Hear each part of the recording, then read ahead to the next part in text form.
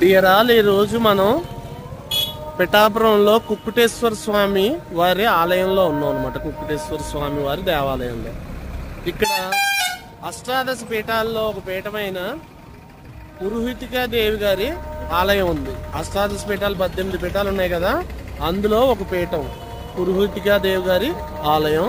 మనం ఇప్పుడు లోపలికి వెళ్ళి చూడబోతున్నాం. ఓకే, ఆలయ సింహద్వారం, ఇది ఆలయ సింహద్వారం. మనం లోపలికి ఎంట్రీ అవ్వబోతున్నాం. ఆలయ సింహద్వారం నుంచి లోపలికి ఆలయంలోకి ఎంట్రీ అవ్వబోతున్నాం.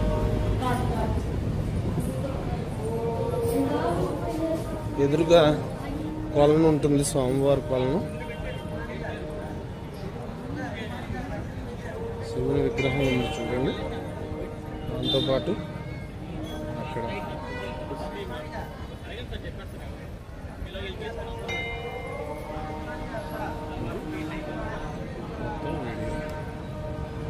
ఓకే, లోపల కొలను.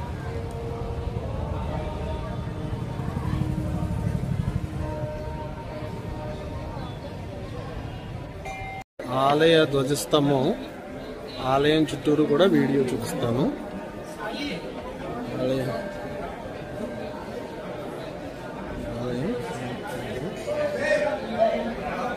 ఇక్కడ పిండ ప్రదానాలు జరుగుతాయి.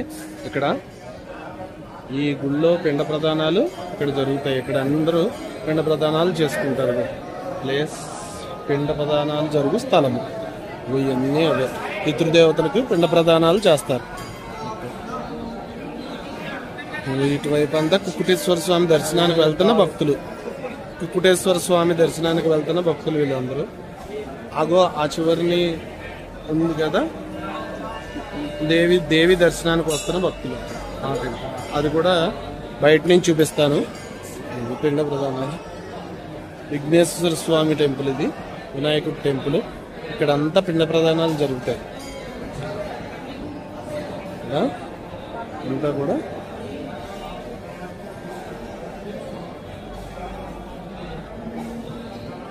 ఇది దత్తాత్రేయుడిది, శ్రీపాద శ్రీవల్లభ స్వామివారి.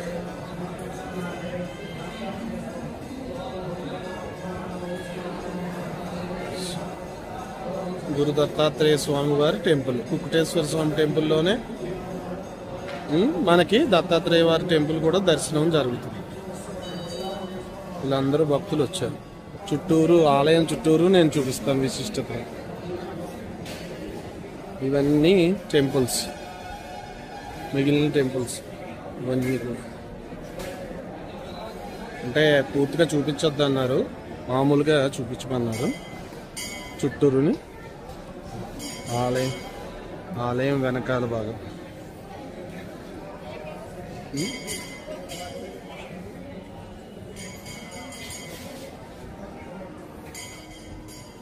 చుట్టూరు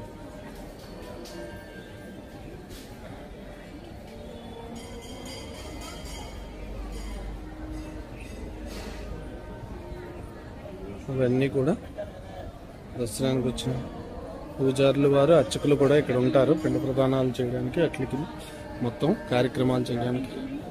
ఇవన్నీ పురోహితికా దేవి వారి స్పెషల్ దర్శనం కోసం ఇక్కడ కౌంటర్ ఉందన్నమాట. ఇది కౌంటర్, ఇది కౌంటర్. రవ్వ లడ్డు 15 రూపాయలు, పులిహోర 10 రూపాయలు ప్రసాదం ఇక్కడ ఇస్తారు.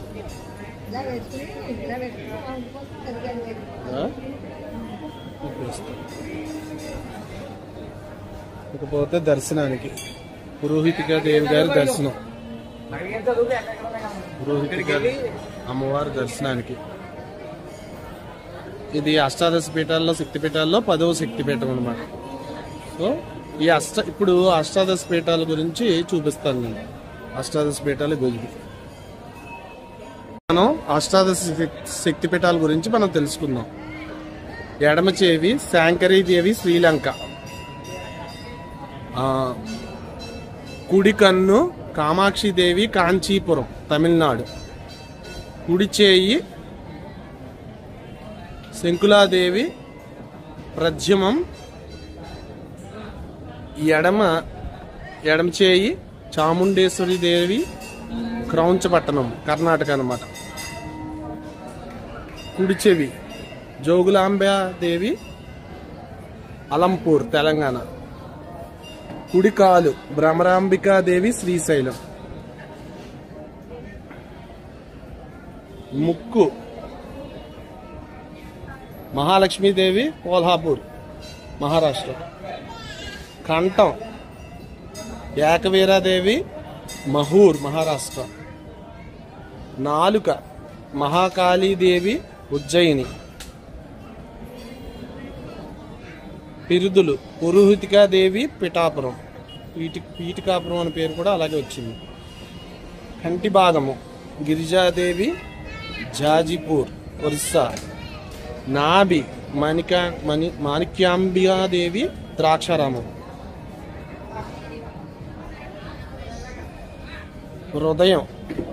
హృదయం మనసాదేవి హరిద్వార్. ఎడమ కాలు మాధవేశ్వరి దేవి అలహాబాద్. నోరు వైష్ణోదేవి జమ్మూ కాశ్మీర్. స్థనములు మంగళగౌరీదేవి గయా బీహార్లో ఉంటుంది. ఎడమ కన్ను విశాలాక్షిదేవి వారణాసి. కపాలం సరస్వతీదేవి కాశ్మీర్ జమ్మూ కాశ్మీర్. ఇవి 18 అష్టాదశ శక్తిపీఠాలు అన్నమాట. ఇవన్నీ ఒకసారి మళ్ళీ చూపిస్తున్నాను చూడండి. అష్టాదశ శక్తిపీఠాలు.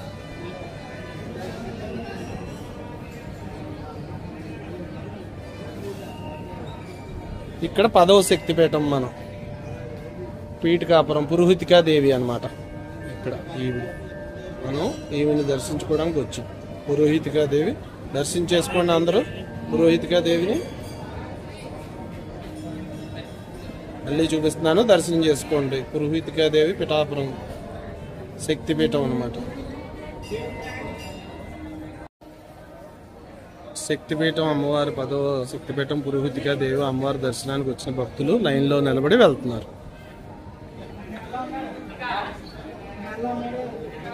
మొత్తం ఇది అమ్మవారి టెంపుల్. ఇది అమ్మవారి టెంపుల్.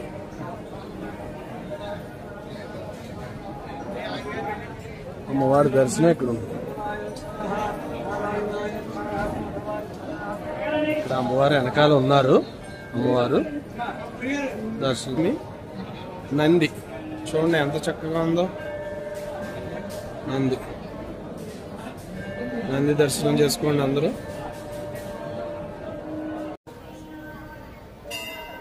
ఇదొక టెంపుల్ దత్తాత్రేయుడిది.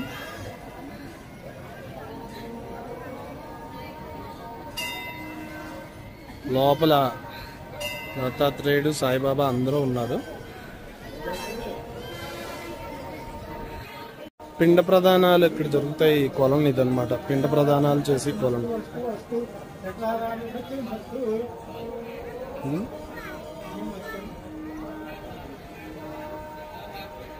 చూసారు కదా కొలం చుట్టూరు ఇలా ఉంటుంది.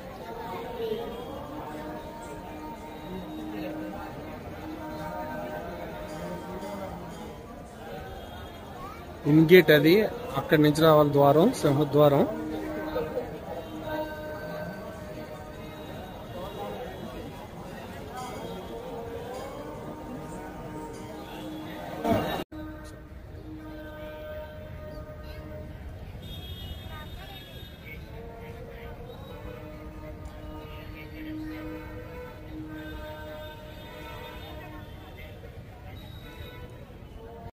ఈ దేవస్థానం యొక్క విశిష్టతను వివరించడానికి మన ముందుకి సుబ్రహ్మణ్య శర్మ గారు మన ముందుకి విచ్చేశారు. శ్రీ రాజరాజేశ్వరి సమేత ఉమాసురేశ్వర స్వామి వారి దేవస్థానం భారగయాక్షేత్రం పిఠాపురం కాకినాడ జిల్లా. మృగయాక్షేత్రాలలో పరమ పవిత్రమైన క్షేత్రం భారగయాక్షేత్రంగా విరాజిల్లుతోంది. గయాసురుడి ఒక రాక్షసుడు అనేక యజ్ఞయాగార క్రతువులన్నీ కూడా ఆచరించి విష్ణుమూర్తి ద్వారా తన శరీరం పవిత్రంగా ఉండేలా వరం పొందడం జరిగింది. ఆయన చాలా ధర్మాత్ముడు. అయితే ఆయన చుట్టూ ఉండే పరివారం మన రాజు చాలా శక్తిమంతుడు. విష్ణుమూర్తి దగ్గర వరం పొందినటువంటి వారు కాబట్టి మనం ఏం చేసినా మన ఎవరు అడిగేవారు లేరని చెప్పి ఎక్కడ యజ్ఞం చేస్తూ ఉంటే అక్కడ ధ్వంసం చేయడం జరుగుతుంది వారి పరివారం. యజ్ఞం చేస్తే ఆవిర్భాగాలు దేవతలకు ఇస్తే వర్షాలు పడతాయి. ఎక్కడా కూడా యజ్ఞయాగాలు కడుతూ లేకపోవడం చేత ప్రపంచమంతా కరుగుతూ ఉంటే దేవతలు విష్ణుమూర్తిని ప్రార్థించి గజాసును సంహరించాలన్నారు. బ్రహ్మ విష్ణు మహేశ్వరులు ముగ్గురు బ్రాహ్మణ వేషం ధరించి ఆయన దగ్గరికి వెళ్ళి లోక కళ్యాణార్థం వర్షాలు పడాలి అని చెప్పి యజ్ఞం చేద్దాం వచ్చామయ్యా. నీ శరీరం భూదేవి కంటే చాలా పవిత్రమైన దేహము కాబట్టి నీ శరీరం యజ్ఞం చేస్తే మంచి ఫలితం కలుగుతుందని అనగానే దానికి ఆయన అంగీకరించి తన శరీరాన్ని పెంచి యజ్ఞానికి వీలుగా ఉండే విధంగా తన శరీరాన్ని పెంచి వారికి ఇవ్వడం జరిగింది. అప్పుడు శిరస్సు దగ్గర విష్ణుమూర్తి, వక్షస్థలం బ్రహ్మగారు, ఆరాధ్య ఈశ్వరుడు ముగ్గురు కూడా బ్రాహ్మణ రూపంలో కూర్చుని యజ్ఞం ప్రారంభం చేస్తారు. 7 రోజులు యజ్ఞం చేస్తాం, 7 రోజులు కూడా కదలకూడదు, కదిలే వెంటే యజ్ఞం ఆగిపోతుంది, అలా జరిగితే నేను సంహరిస్తాం. ప్రతిరోజు తెల్లవారుజామున కోడి కూస్తూ ఉంటుంది, అలా లెక్క పెట్టుకుని 7 రోజులు పూర్తి ఇంత లేవాలి అని శృత పెడతారు. దానికి ఆయన అంగీకరిస్తాడు. ప్రతినిత్యము కూడా కోడిపూట వింటూ అలా రోజు లెక్క పెట్టుకుంటారు. ఈ ప్రకారంగా 6 రోజులు పూర్తయిపోతాం. ఇంకా ఒక్కరోజే ఉందనగా దేవతల మళ్ళీ తిరిగి విష్ణుమూర్తిని ప్రార్థిస్తారు. స్వామి, అర్ధరాత్రి కావస్తోంది, తెల్లవారితే 7 రోజులు కూడా పూర్తయిపోతాయి కాబట్టి మనమే ఏదో ఒక మాయోపాయించిన యజ్ఞాన్ని భగ్నం చేసి గజాసును సంహరించాలన్నారు. అనేసిన పరమశివుడు ఇక్కడ తానే స్వయంగా కోడి అవతారం దాల్చి అర్ధరాత్రి స్వామివారి కుప్పుతారావం చేస్తే నిజంగా కోడి కూసిందేమో తెల్లవారుజామైంది యజ్ఞమైంది అనుకుని గయాసురుడు లేవడం జరిగింది. దాని కారణంగా యజ్ఞం ఆగిపోతే ఆయన సంహరిస్తే ఆయన శరీరం 3 భాగాలు చేయడం జరిగింది. శిరస్సు, వక్షస్థలం, పాదాలు. శిరస్సు పడిన ప్రదేశం బీహార్ గయాక్షేత్రం, శిరూర్ గయాక్షేత్రము. వక్షస్థలం ఒరిస్సా రాష్ట్రం, జారిపూర్ నాభి గయాక్షేత్రము. గయాసుడు పారంపడిన ప్రదేశమే ఈ క్షేత్రం భారగయాక్షేత్రంగా విరాజిల్లుతోంది. అయితే గయాసుడు యొక్క అంతిమ కోరిక ఏమిటంటే ఈ 3 గయాక్షేత్రాలు ఎవరైతే పిండ ప్రదానం చేస్తారో వారి పితృదేవత నా ద్వారా మోక్షాన్ని పొందాలని విష్ణుమూర్తి వరం కోరడం, విష్ణుమూర్తి ఆ వరం అనుగ్రహించడం చేత ఈ 3 గయాక్షేత్రాల పితృదేవతలకు ప్రీతిగా పిండ ప్రదాన చేయడం చాలా విశేషం. అదే కాకుండా శ్రీ స్వామివారి నైరుతి దిగ్భాగంలో దత్తాత్రేయ స్వామివారి స్వయంభూగా వెలిసి ఉన్నారు. పిఠాపురంలో 1328లో సుమతీదేవి రారశర్మనే బ్రాహ్మణ దంపతులు సత్సంతానం కొరకు అంటే వారికి అప్పటికి ఇద్దరు కూడా అంగవైకల్యంతో ఉండడం చేత చక్కనైన సంతానం కోసం నిత్యము కూడా దత్తాత్రేయ స్వామిని సేవిస్తూ ఉంటే స్వామివారి వారి భక్తిని మెచ్చి సన్యాసి వేషం ధరించి వారింటి వెళ్ళి భిక్ష స్వీకరించి వారిని అనుగ్రహించి వారికే శ్రీపాదవల్లభుడుగా పిఠాపులో జన్మించిన స్థలము దత్తాత్రేయ స్వామి స్వయంభూగా వెలిసిన ప్రదేశం పీఠికా వృక్షేత్రం. అయితే ఇక్కడ స్వామివారు స్వయంభూగా వెలిసినట్లుగా చరిత్రలో ఉంది. అలాగే స్వామివారి ఉత్తర దిగ్భాగంలో అష్టాదశ శక్తిపీఠాల్లో మరో శక్తిపీఠం అమ్మవారి పురుహూతికాదేవి. లక్షయజ్ఞం జరిగిన తర్వాత సతీదేవి శరీరాన్ని విష్ణుమూర్తి సుదర్శన చక్రం చేత 18 భాగాలుగా ఖండింపగా అమ్మవారికి పీఠ భాగం పడిన ప్రదేశంలో పీఠికా వృక్షేత్రంగా విరాజిల్లుతోంది. ఇక్కడ అమ్మవారు పురుహూతిగారి అమ్మవారు. ప్రతినిత్యము కూడా ఈ యొక్క స్వామివారికి అమ్మవారికి కూడా అభిషేకం, స్వామివారికి అభిషేకము, అమ్మవారికి కుంకుమార్చలు కూడా జరుగుతూ ఉంటాయి. సుదూర ప్రాంతం నుంచి వచ్చిన భక్తులు 50 మందికి కూడా ప్రతినిత్యము దేవస్థానం వారు అన్నదానం ఏర్పాటు చేయడం జరిగింది. అయితే ఈ యొక్క వారి గోత్రనామములతో స్వామివారికి కానీ అమ్మవారికి కానీ పూజ చేసుకోదలసిన వారు ఎవరైనా ఉన్నట్లయితే దేవస్థానంలో ఆన్లైన్లో దేవస్థానం నెంబర్ ఉంటుంది. ఆ నెంబర్కి ఫోన్ చేసి వారి డబ్బులు దేవస్థానం ఎక్కడికి పంపించి వారి గోత్రనామం పంపించినట్లయితే పరోక్ష సేవగా వారు రాకపోయినా వారి గోత్రనామంతో ఇక్కడ వారి పేరు మీదుగా అభిషేకాలు పూజలు చేసే విధానంగా దేవస్థానం వారు సౌకర్యాన్ని కల్పించడం జరిగింది. కాబట్టి భక్తులు 50 మంది కూడా ఈ యొక్క విషయాన్ని గ్రహించి పరోక్ష సేవగా వారి గోత్రనామంతో దేవస్థానానికి ద్రవ్యాన్ని చెల్లించి ఆ గోత్రనామంతో వారు కూడా అమ్మవారికి అయ్యేవారికి కూడా పూజలు చేయించుకోవచ్చు. ప్రేక్షకులందరికీ పురోహితికాదేవి పిఠాపురం అష్టాదశ పీఠం పూర్తిగా దర్శనమించినందుకు గాను ధన్యవాదాలు. ఈ వీడియోలో పూర్తిగా నేను అష్టాదశ పీఠాలలో శక్తిపీఠాలలో పిఠాపురం శక్తిపీఠాన్ని వివరించాను. అందువల్ల మీరందరూ ఈ వీడియోని మీకు నచ్చినట్లయితే సబ్స్క్రైబ్ చేయండి, లైక్ చేయండి, షేర్ చేయండి. ధన్యవాదాలు. నమస్కారం.